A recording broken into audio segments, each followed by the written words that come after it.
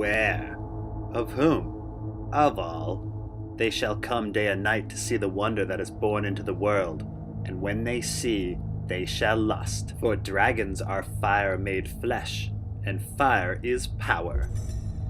She speaks truly, my queen, but I like her no more than the others. I do not understand her. Well, let's try to do one better than Daenerys and understand Quaithe. So from what we know, Quaithe is a Shadowbinder from Asshai. She's been living in Qarth for at least 6 months when Dany meets her in A Clash of Kings, and she probably has access to a glass candle as she can communicate with Daenerys over long distances. Quaithe speaks the common tongue, which makes us think she's originally from Westeros, but she also understands Dothraki. Now we first meet Quaithe in A Clash of Kings, but she was with us much earlier. What do I mean? Well, before we can go back, we must go forward. Go all the way to the end of A Dance with Dragons when Daenerys is wandering the Dothraki Sea. She dreamed. All her cares fell away from her, and her pains as well, and she seemed to float upward into the sky. She was flying once again, spinning, laughing, dancing, as the stars wheeled around her and whispered secrets in her ear. "Quaithe, where are you, Quaithe?" And then she saw. Her mask was made of starlight. "Remember who you are, Daenerys," the stars whispered in a woman's voice. "The dragons know. Do you?" And now let's go back to A Game of Thrones when Dany is having her child. She has a fever dream that involves Viserys and Rhaegar and the house with the red door, but it ends with this line. "After that, for a long time, there was only the pain, the fire within, and the whisperings of stars." That's right, it seems Quaithe is the cause of Daenerys' dreams. But is she the cause of all of them? Well, let's start over and go back to the beginning. Now Daenerys has 4 dreams in A Game of Thrones. In her first one, she dreams of Viserys talking about waking the dragon.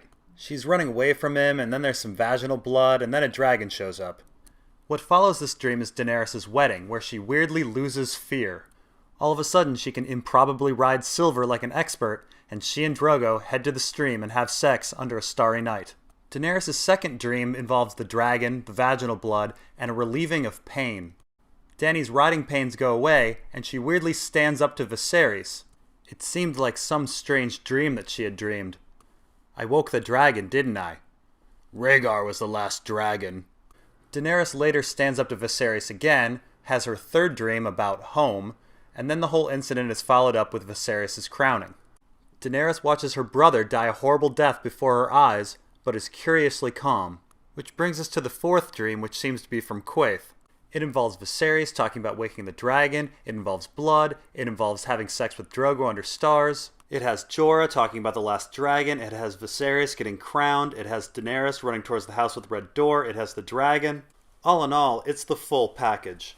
Daenerys' fever dream is essentially a summary of Daenerys' adventures and her other dreams. Now Daenerys didn't tell anyone about those dreams, so either Quaithe can read Daenerys' mind, or Quaithe sent all of the dreams. This is significant as Daenerys' dreams seem to also have the effect of removing her fear and removing her pain, which means her success in the Dothraki Sea is largely due to Quaithe. Daenerys is unable to mourn her brother, or her son, or cry for the Qartheen, but she is able to walk into a fire unafraid. Now at this point it's very tempting to believe that Quaithe is trying to create some sort of prophecy-fulfilling super soldier. Daenerys is getting strengthened up, she's building character, and she's been given dragons. She can go fulfill some prophecy, fight some ice zombies, and save the world. In fact, her fever dream has her running from coldness and becoming Rhaegar, a man who is obsessed with prophecy. And a later dream in A Storm of Swords has her as Rhaegar fighting an army in ice armor. Yet when Daenerys meets Quaithe in Qarth, she doesn't bring up any of this. She could easily say, "Hey Daenerys, there's ice zombies, you need to go fight them, I'll help you." After all, this is more or less what Davos does with Stannis, and it works. He tells him that he needs to save the world at the Wall, and he goes there. But instead it's nothing but cryptic words, and words that Daenerys often misunderstands. Now Quaithe might just be like our fortune tellers. They speak cryptically so everything fits. After a few prophecies inevitably become true, they gain our trust. And this is exactly what happens with Daenerys. Even though a pale mare could honestly be anything, she insists that Quaithe is correct about this prophecy. I have a lot more on the pale mare in my Locusts of Meereen video. But why isn't Quaithe just up front? Wouldn't Daenerys want to help save the world? Well, usually when people lie to us, it's because they want us to do something that we think is not in our best interest.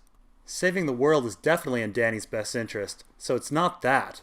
But what could it be? What unsavory task does Quaithe want Daenerys to do?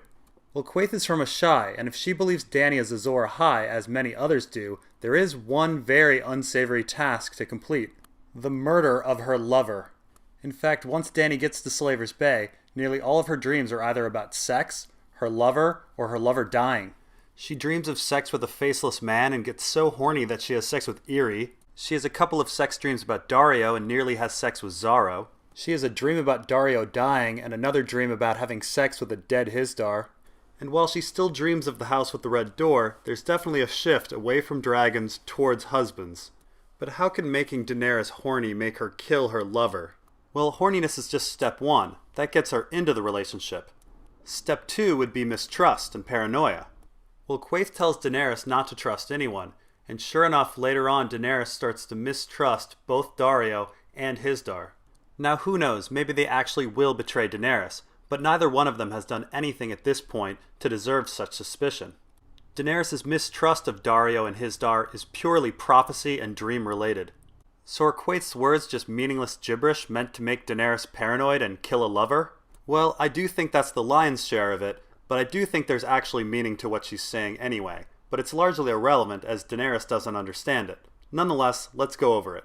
To go north, you must journey south. To reach the west, you must go east. To go forward, you must go back. And to touch the light, you must pass beneath the shadow. Now, Dany thinks she's talking about Asshai, but Dany's never been to Asshai, so she can't go back to Asshai. Now, Quaithe might see with her glass candle that Barristan is coming to get her, so it might be southeast from Pentos, which would be Slaver's Bay, but Dany's never been to Slaver's Bay, so she can't go back to Slaver's Bay. Now, had Dany accidentally gone to Asshai, she would have needed to go back to Qarth, and Qarth is southeast of most locations. However, I don't know any shadows in Qarth. If we believe the vision from the House of the Undying, Dany will be going back to Vaes Doth Rock. Dany would then be passing beneath the shadow of the Mother of Mountains. However, Vaes Doth Rock is in the northeast, so you can pick your poison. I personally think that Dany will be returning to both Vaes Doth Rock and Qarth. Now, Quaithe also says on a couple of occasions, "they sleep." Dany thinks that Quaithe is referring to her companions, but Dany is always wrong. Quaithe might be referring to the others, but it's the Children of the Forest that are more famous for sleeping. Them or giants, which I argue are the same in my Pink Letter video. Now, Melisandre thinks that the others and the Children of the Forest are working together, so it may be that Quaithe has the same belief, whether true or not. The glass candles are burning, soon comes the pale mare, and after her the others, Kraken and Dark Flame, Lion and Griffin, the Sun's Son and the Mummer's Dragon. Trust none of them, remember the Undying, beware the perfumed seneschal. Now, Dany thinks the pale mare is a screaming sick dude on a horse, she thinks the Sun's Son is Quentyn, and she thinks the perfumed seneschal is Resnack. But again, Dany is always wrong.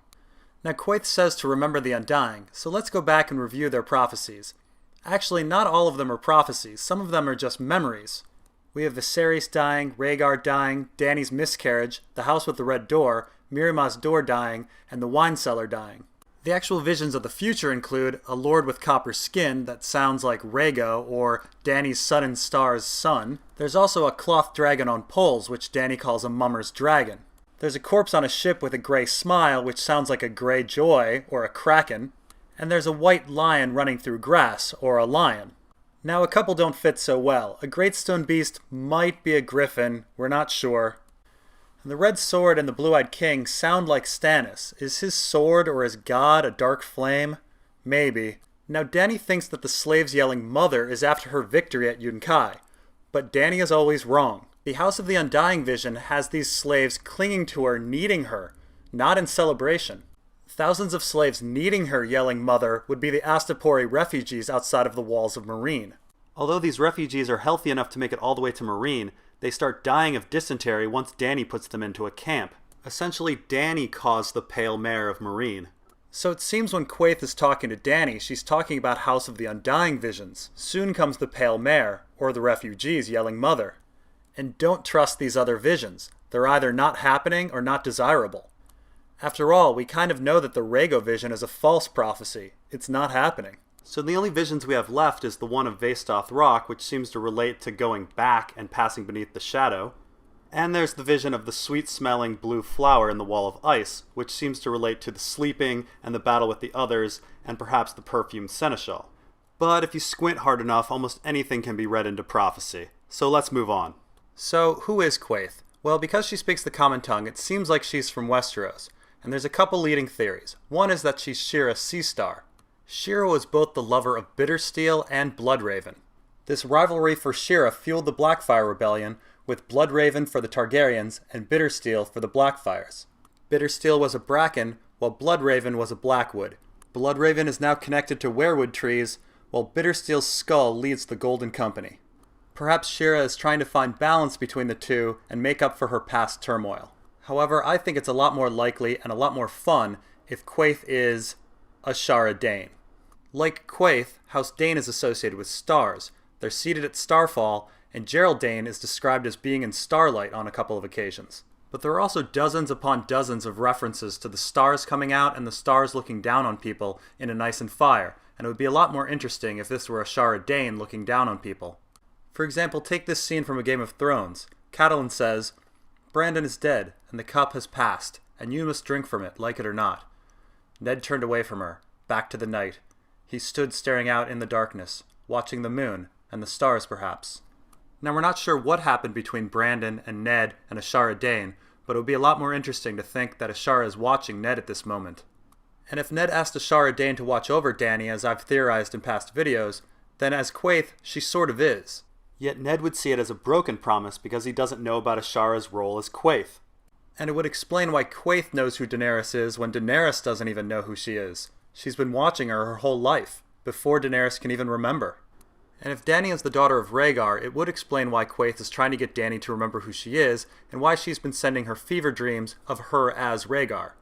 As a child of Rhaegar and Lyanna, she is a savior, or, as I believe, one of many saviors. She can go off to the wall and fight some ice zombies. Or maybe some sea monsters. I don't know. Once again, I'm probably wrong about half of this. We are dealing with dreams, prophecies, and a crazy woman in a red lacquer mask who visits people in the middle of the night and rambles to them cryptically. And next time we'll be talking about... fucking Littlefinger. Damn it, what is that guy up to?